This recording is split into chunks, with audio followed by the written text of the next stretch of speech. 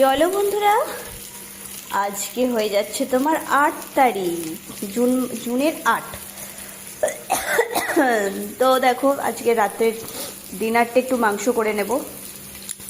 ওবেলা তোমাদের দেখিয়েছি, ম্যারিনেট করে রেখেছিলাম 1 গামলা। তা থেকে 3 জনে খাবো, তো কিছুটা নিয়ে আজকে রাতের ডিনারটা এটা করা হচ্ছে কষা।